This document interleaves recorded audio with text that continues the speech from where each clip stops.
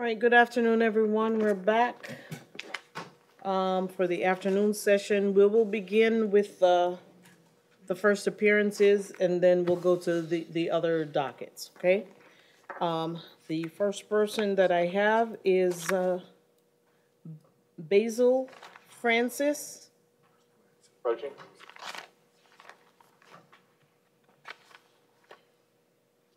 Mr. Francis, good afternoon, sir. You have two out-of-state felony holds, and today's Tuesday, so Thursday or next Tuesday you should be going to the extradition hearing. I see Mr. Francis raising his hand. Yes, ma'am. Yeah, I just got extradited here from Maryland, and they said I didn't have, and I had a hold for Georgia, you know what I'm saying, for Georgia, but they had took the hold off of me before I came here. That's why I just had the hold for Florida. I don't understand why these are on me since I've been here.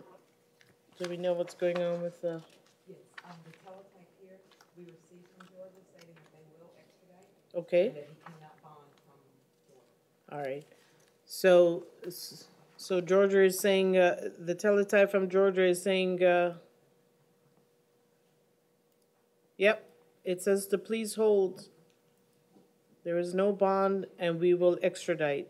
So you'll go to the extradition court, sir, and they'll figure it out, okay? Good luck, sir. Crystal Cooper? She's approaching, Judge, and she declined the services of public defender. Miss Cooper, good afternoon. Good afternoon. Ma'am, are you going to be hiring a private attorney? Yes, I believe so. Okay, but for today's purposes, you don't want to use the attorney from the public defender's office? No. All right. So you're before the court today for one count of DUI, alcohol or drugs first offense, and count 2, which is not for magistrate, careless driving. I do find probable cause, ma'am, and your bond on the DUI is $500. I'll leave it at that. Good luck, ma'am. Thank you. All right.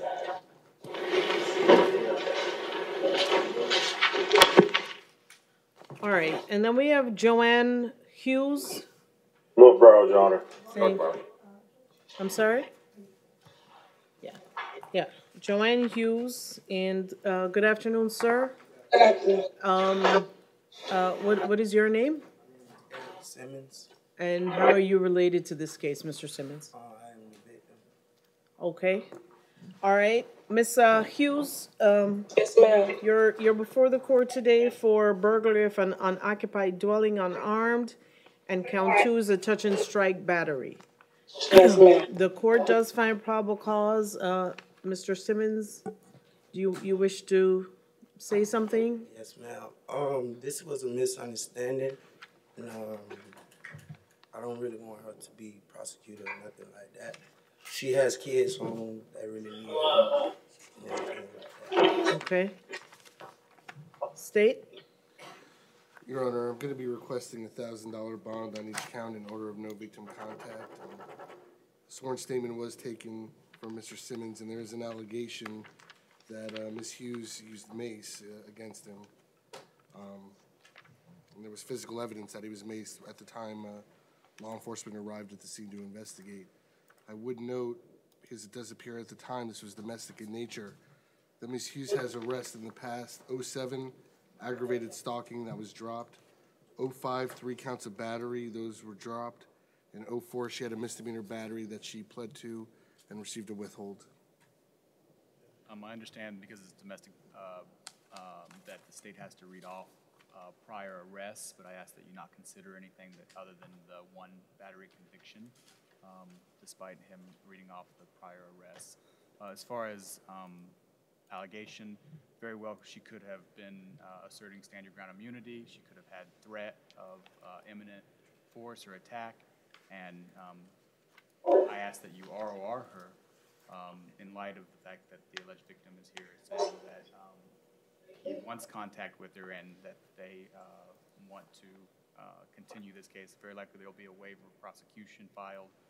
And the last thing I want to note is that because this is not an adversarial hearing, I have no occasion to cross-examine, so this shouldn't satisfy confrontation clause of the victim if he later testifies, since I don't have the opportunity to cross-examine.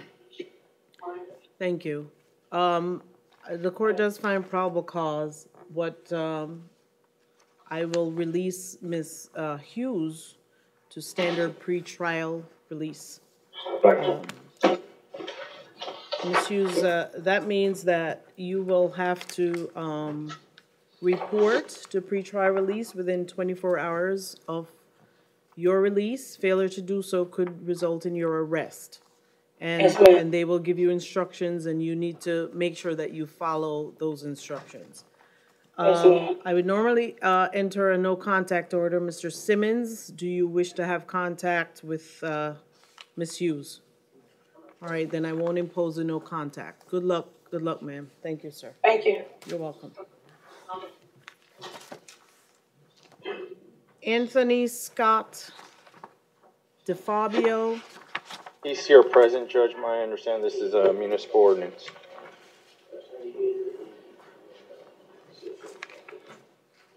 Good afternoon, sir. You're before the court today for two municipal ordinance counts. No lodging on city-owned property. And there's that's the only one. The other one is a traffic matter that's not from magistrate. This is out of the city of Davie. Mr. DeFabio, what do you wish to do today? The city lodging on the beach, wherever it is. Yeah. It was 8:45 in the morning. It's on the paper. It's stated that. Let me tell you, don't talk about your case. If you wish to fight this matter, then you can wait for your attorney so that you can speak to them about preparing a defense for you. Otherwise, I'll just find probable cause. Your bond is $50, and I'll leave it at that if that's what you wish to do. Well, the thing is that he wrote the citation. It was Mr. DeFabio, do not talk about your case. The thing is that I went to court and it was unlisted, and they said kept calling. I kept calling back every few weeks, and it was unlisted until now. It finally pops up again. It was. This is November 29th. You were supposed to be in court. Yeah, I was there. It wasn't in the dockets or nothing, and I kept calling back. They said to give me the number, and it was never listed until now. Okay, so do you want to resolve the case today, or is it that you were gonna fight the charge? Well, I don't have $50 for the thing. They only gave me $10 as my money that they have off of me, but I have hundreds at the station with my clothes and stuff. Okay, all right.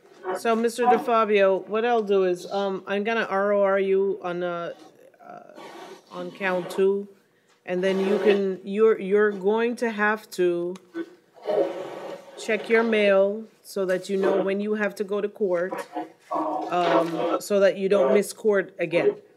You're gonna have to check the computers or check the mail. Okay? Whatever you do, pay. Would you just give me a few days to get the money, and I could pay the fine? That's no problem. I went to the city hall to pay it, and they said you had to appear in court. Okay. And when I appeared, there was no. Well, now you have to appear in court. So you're gonna have to go to court to resolve the issue. Okay? And would that be here in Fort Lauderdale? Yes. Well, wait. Let me see. Is it It was in Hollywood. It's in Hollywood. That's where the court was the first time, but. Central? I'm sorry?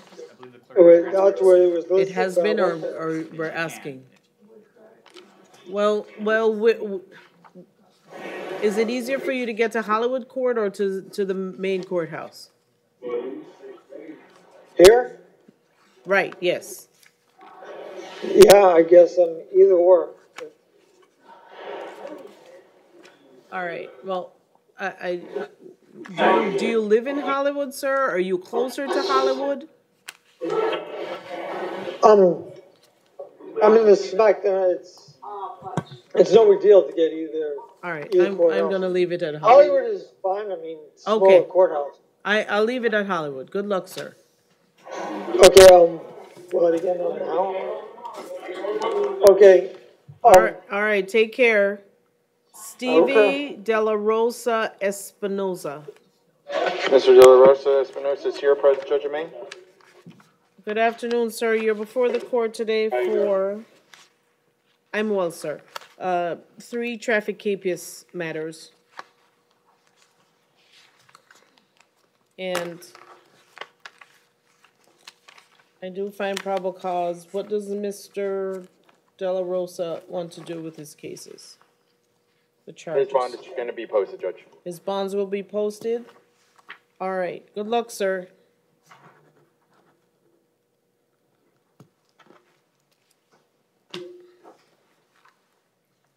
Tendai Murape. He's approaching municipal ordinance. How long do you think it takes for the next court date? Mr. Murape. So you're before the court today for a municipal ordinance matter, street solicitation.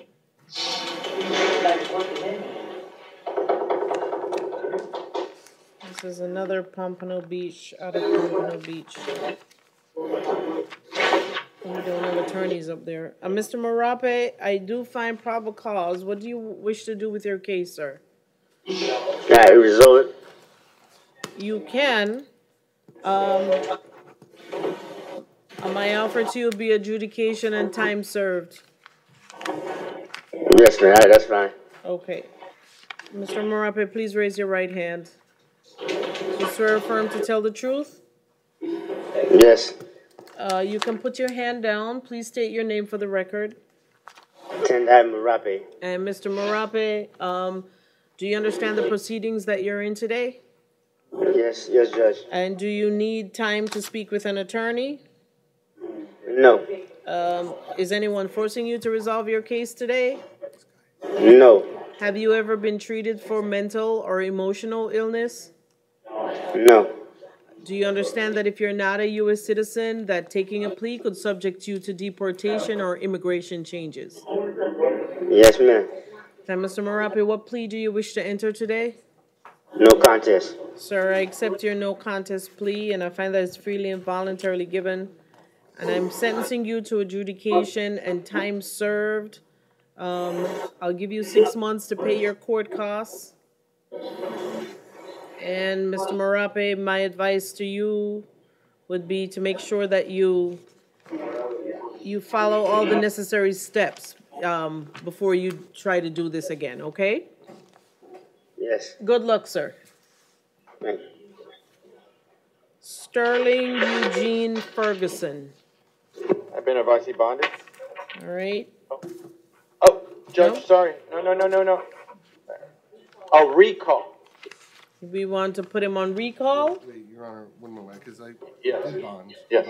Okay. He bonded? Was it? Did someone say he bonded? In that? Someone said he bonded. Several people. Yeah, Somebody that's posted what I his bond. saw when I checked. So he, All right. he should. Thank you.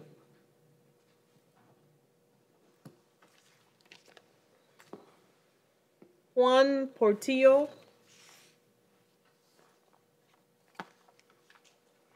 Judge intake. He's in the middle of intake. Okay. Judge, I have a probable cause argument. I emailed Division MN with the case.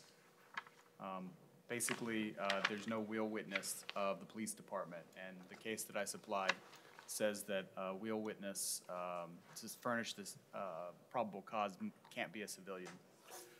Your Honor, counsel misapplies the law or the case law. The case law he relies upon specifically states there was no accident in this case. The law is clear. When there is an accident, law enforcement can rely upon a civilian will witness, as the officer did in this case. I don't believe the accident person was the one. Yes, it was. I believe it's just a person in front when he was changing his tire. So it distinguished from someone that was in an accident with the defendant. Well, there are two people mentioned in this. I don't know. Even so, I don't believe the case law requires that the wheel witness, the civilian will witness in an accident, has to be the person whose car was struck. Right. I do find probable cause. Are we going to, we'll have to wait for him to, Yeah, he's being brought. He's Okay. in intake, Judge. He's on his way. thank you. Judge, I don't know what case law the state's, I provided the court case law, and so I don't know what the state's relying upon. I don't but have I any case provide- law, and based on, Well, I provided to the Division MN. well, I don't know when you provided it, sir, but I did not receive it and I don't have it. Well, Judge, And I have found probable cause, and I know that you can make further arguments in the division if you wish to do so. I have made a ruling as to probable cause. I don't have a printer. This is off the cuff because this is first appearance, and I provided it to the court through an electronic means. I provided a case that cites specifically that there can be probable cause found, and the state has not refuted it. So delegating that to the division is not appropriate. If this hearing is to have any meaning whatsoever, I provided it to Your Honor, and I ask that you take it under consideration because the state's not refuted it with any citation or case. I don't believe I have to refute it with a case.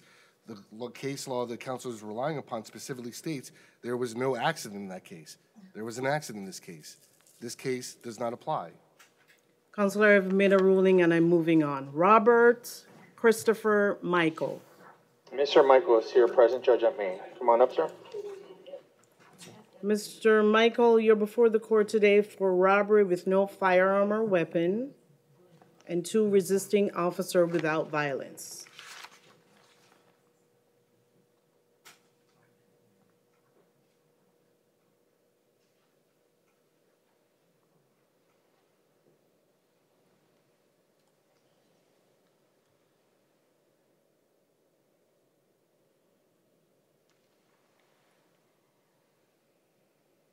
The court does find probable cause as the parties wish to be heard as to the bond. Your Honor, I'd be requesting a $7,500 bond on count 1, no victim contact, just relying upon the level of violence alleged, that the defendant was found with the victim's stolen property.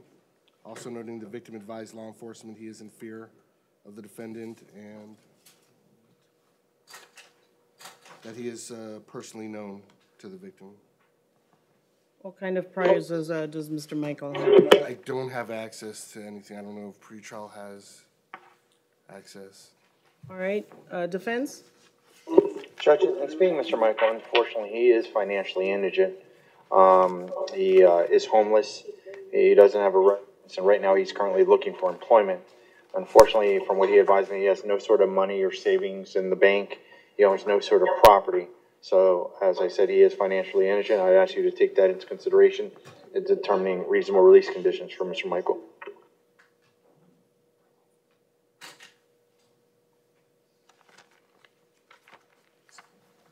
Your Honor, only other prior I saw was last year out of Indian River County.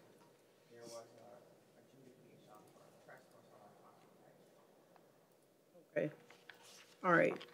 Then I will place Mr. Michael on pretrial supervision.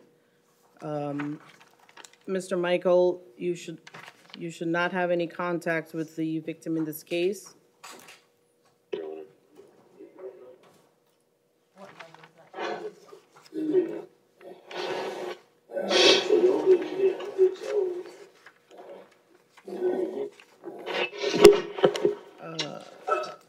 Your Honor, I'm sorry, I have priors out of the state of Alabama.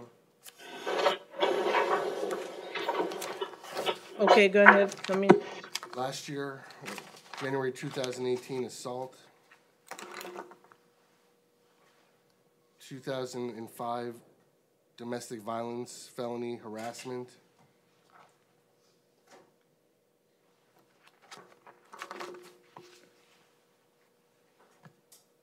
In the late 90s, theft of property.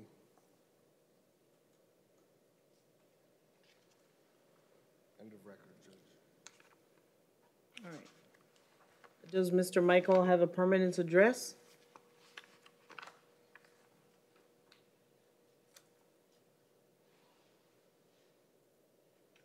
Judge, yes, he does have an address as far as where he can receive court notices.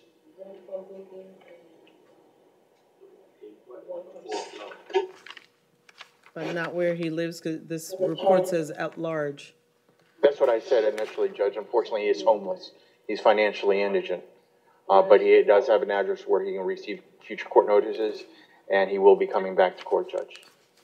So he will be following as far as everything was expected of him on standard pretrial release, Judge.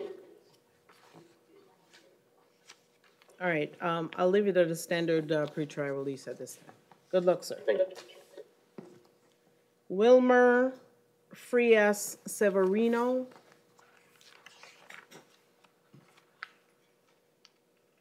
He's approaching, Judge. Mr. Severino, good afternoon.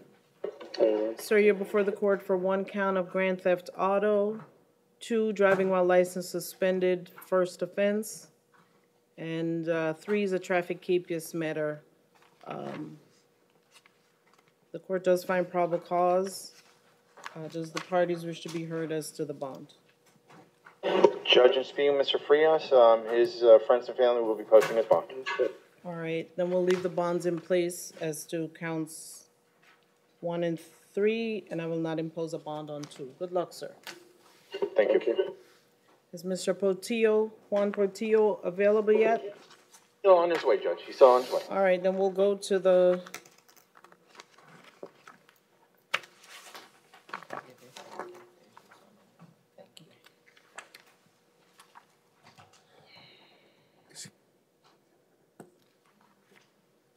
You're welcome.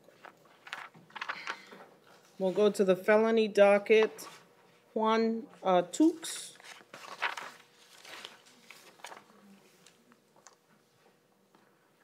Paul Ryan, Your Honor.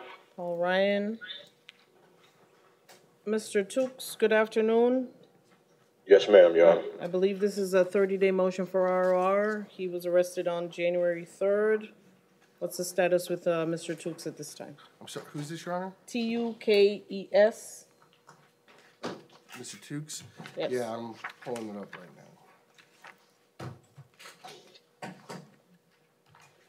Yeah, the state has not filed an information. Mr. Tukes is entitled to an ROR in this charge. All right, then, Mr. Tukes, I'm going to grant your motion for ROR. Sir? Yes, ma'am. It doesn't mean that the state's not going to file the charge or that they can't, but that means you need to pay attention to your mail so you know if they've filed it and if you have to come to court. Good luck, sir. Thank you, Your So Honor. you can also go to local satellites to check for the clerk of courts. You can also go there or the library or the clerk of court's website. Lester Ellison. Yes, sir. Lester Ellison?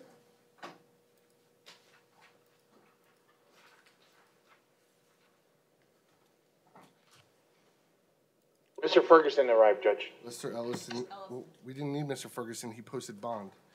Mr. Ellison should be at main jail.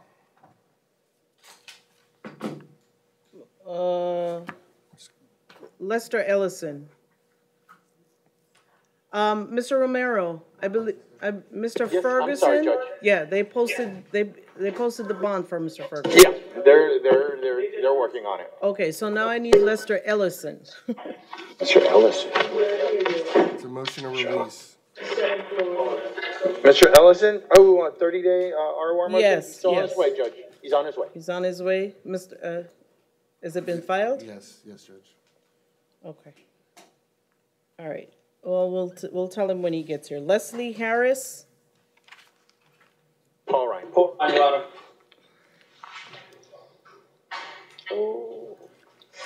Mr. Harris, Leslie Harris. Ms. Harris is here for, well, it says ROR, but it must be a second look.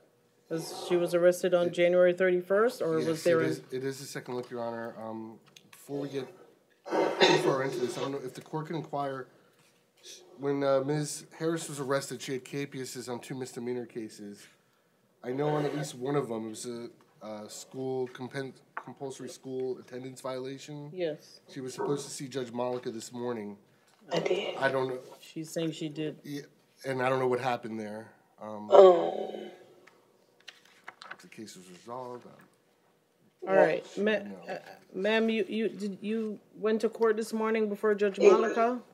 Yes, I went to court, and I had already resolved this case already in 2013, because I haven't had my kids almost 4 years now. Okay. So, what did But they said they need proof. They needed proof saying that I didn't have my children, but I haven't had them for 4 years now. Okay. So that's the not only something that I can resolve, because you obviously have to go back to court. Your attorney is going to help you with whatever needs to be done to resolve that issue. Yes, I already.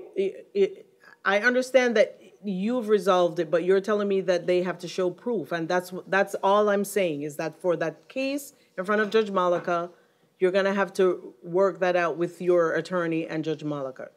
Do you understand that so far? Yes. All right. So before us today. And real quick, the other case was a capias on a DWLS, and it shows in Odyssey that she's scheduled to see Judge Solomon on that case tomorrow. Okay. Today, we have possession of MDMA and false ID to law enforcement, $1,000 bond on the MDMA charge. All right. And I signed that probable cause affidavit. You did. So at this point in time, Ms. Harris, I'm not going to make any changes on this charge. Your bond is $1,000 as to the possession of MDMA and the false ID given to law enforcement officer. Good luck, ma'am. Okay. All right. All right. Do we have? I need to go back or forward. That's Mr. Portillo. This is Mr. Portillo, Judge. Mr. Portillo. Judge, may I be heard? Yes. I looked into what the state's argument was in regard Sir, to... I am not going back to the probable cause as... It's really important. I am not... If you just let me lay the record, it'd be okay, Judge, but I looked into it. The state distinguished the case that I gave him, Steiner and Sawyer, and he distinguished it because of the accident.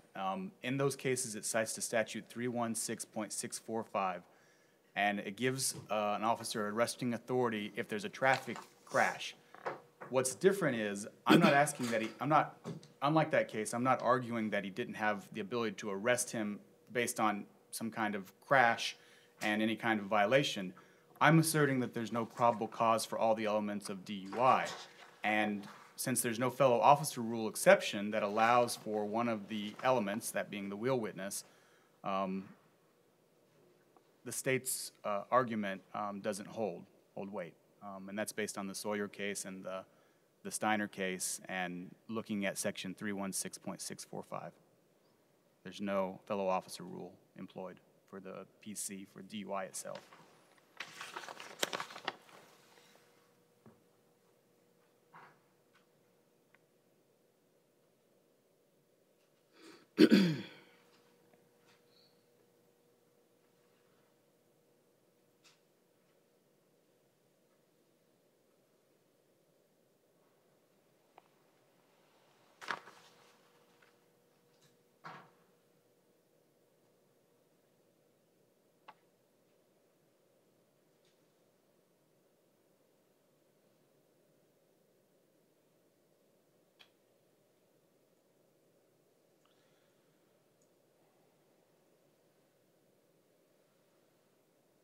I'm going to deny that. The police report, it says the complainant advised that the vehicle was in an accident and the defendant appeared to be extremely intoxicant. That was the intoxicated. That was the call, sure. And then just in case we take a writ, Judge, I just want to make clear that it's because the civilian. Sir, I've denied. I know. The probable cause like 4 times. Let's move on to the bond. Thank you. But it's incorrect, so I just want to make sure the record's there. Can I have an argument as to the bond? Judge, my understanding is Mr. Portillo is a registered voter. He's a member of our community. He lives in Coral Spring with his uncle and aunt. Now, he did give me the phone number of his aunt. He does not know if she can afford the full amount, but having said that, he is working. I'd ask you at this time if the state can verify that he basically has never been arrested on a DUI offense.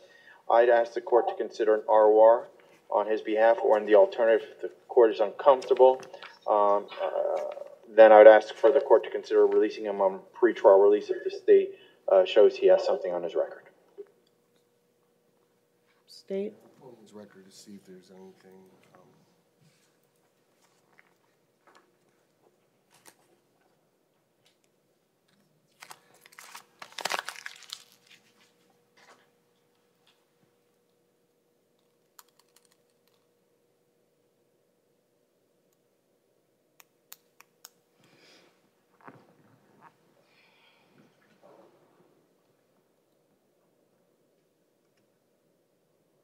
I don't have any prior DUIs, Your Honor. I would be requesting pretrial since this involved a crash. Looks like he's basically based on the way it's detailed. It sounds like he struck a parked car in front of someone's home.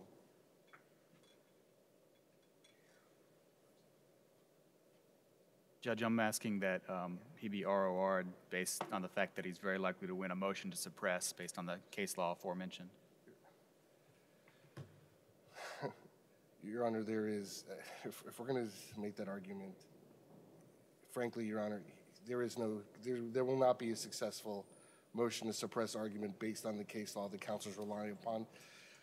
Let's think about this.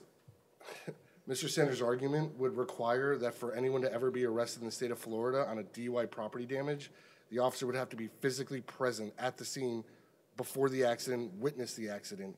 That just isn't logical. It doesn't make sense.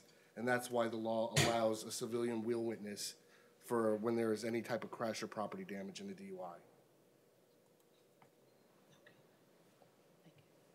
DUI. I will release Mr. Portillo to standard pretrial supervision. And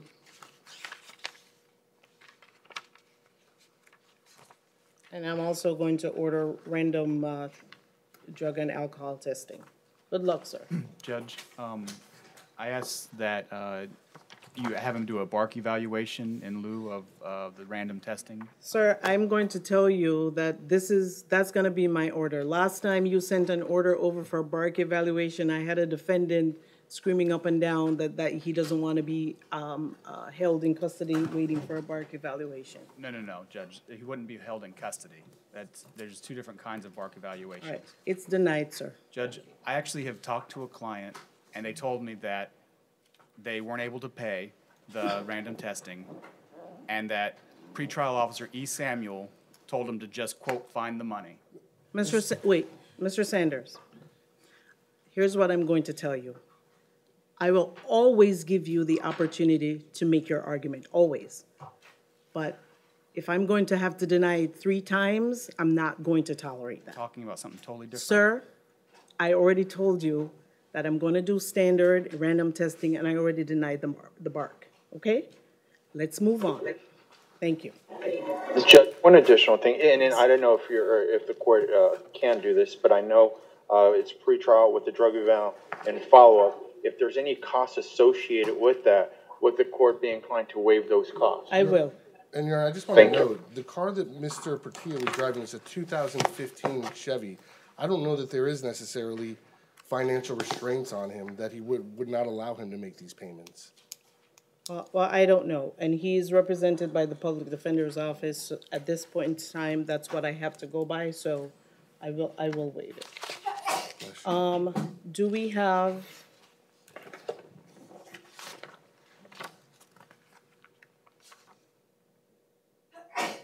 We have a misdemeanor. John Bailey? Is that Conti, Your Honor? Gone.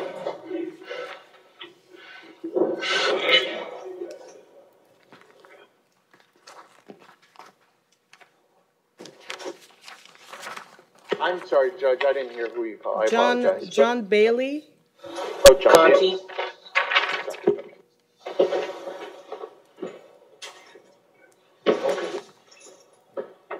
Mr. Bailey, good afternoon. Good afternoon. Sir, you're before the court. I guess it is for a second look. You were arrested on the 31st for a touch and strike battery. I don't have his, Your Honor, this case involved law I'm enforcement. the victim, Your Honor. Yeah. The allegations are that he was causing a disturbance outside of 7-Eleven, emptying a trash can onto the ground outside the business. When a female store employee confronted him, he grabbed her by the collar of her shirt, kicked her in her leg. She scalded me. don't, Mr. Bailey, don't talk about your case, okay? Plain to see. It's also described that he began to violently flail at her, or the officer notes her hand was injured, visible swelling. I advised the court. There's been recent issues with Mr. Bailey. Let's see. He's out right now he's out right now in a burglary where he broke into a treatment center and started a fire on the emergency exit with the fire escape stairs. He also is pled out last year a criminal mischief where he wrote spray painted or painted derogatory language on the walls of an a building where AA meetings are held. He had another criminal mischief last year where he defaced a window at a McDonald's. He had another trespass last year. He had another, actually had a trespass last year and the year before. I believe both involved his estranged wife's home, where he's been ordered not to return there, yet he insists upon going back there. Your Honor, kept the bond at $1,000 with pretrial. In light of the allegations in this case and his recent history, I would ask that the court keep those conditions in place. Do you have an argument, sir? Okay. That if he can't afford bond, there's other ways that we can assure his return to court and safety of the community, that being probably pretrial level 2, and that if we just keep him in, it's just gonna make him plea out to something he may have a defense to. Mr. Bailey, do you have a permanent address? Currently I'm at Broward Outreach or St. Lawrence Chapel. It won't take level 2 there. All right, Mr. Bailey, at this point in time, I'm not going to make any adjustments. The bond owes $1,000 with pretrial supervision. I'm going to leave it at that at this point. Okay?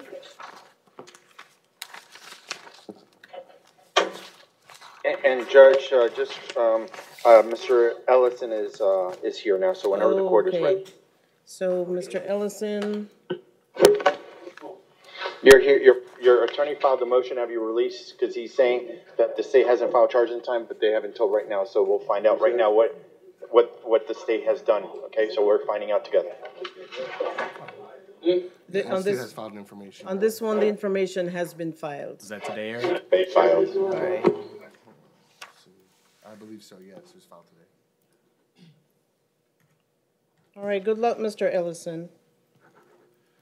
Your Honor, before I forget, we had a case this morning that North Broward asked us to reset for the PM. John 2 Brown. Did I get, I didn't get the paperwork back, but I do remember that. Was it for this afternoon or for tomorrow?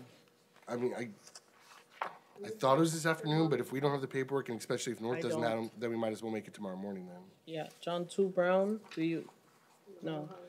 He's got VOP hold, so it's not going to prejudice him by Right. setting it for tomorrow morning. All right, then I have nothing else. There is one more. You have one more? Oh, there was another. Mr. There was another. Kimar Minot. Kimar Minot, Your Honor. He's on your felony second. Oh, here's the last one. It's And Mr. Minot was arrested on February 1st, so this is a second look. It is, Your Honor. He was originally arrested for possession of cocaine, MDMA, and cannabis. Bond was set at $2,100. I don't know if it was at that time or shortly thereafter. He has another pending felony that his bondsman surrendered his bonds. Grand theft auto, fleeing and eluding law enforcement, and resisting with violence. and his bond on those charges is $3,600. In light of the fact that he had a pending felony when he got arrested for these new charges, I'm asking that the court keep the bonds in place. Judge, my understanding these are all basically, for the most part, the most serious is a third-degree felony. He's still in custody. I believe if my math is correct, that would be about $5,700 bond. Judge, I'm going to be asking if the court would consider imposing pretrial release for Mr. Minot.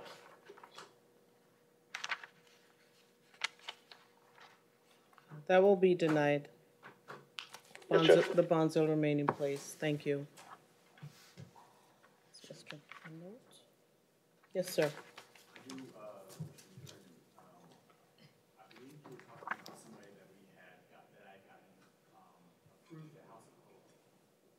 Said that he couldn't get out because of the bar, and I want to make sure that you're not conflating the two. When someone's ordered pre-trial and you see the bar evaluation, they're let out and then they go to the bar evaluation outpatient, and they can follow suit. The person that you're thinking of, I had gotten approved for House of Hope, and then put it on for a second look to see if that's what he still wanted to do, and I guess something happened where he didn't want to do that because he had a funeral or something like that. So two separate things. We never ordered him to go to hospital. And ordering somebody for a evaluation to follow a treatment does not keep you in custody. The order that I had to sign changed before we were declining. And what that does is I get them screened because I can't have Mark go and screen them in custody to possibly place them in inpatient, which is not totally different than what I was asking. Okay, sir. No, it's duly noted. Thank you.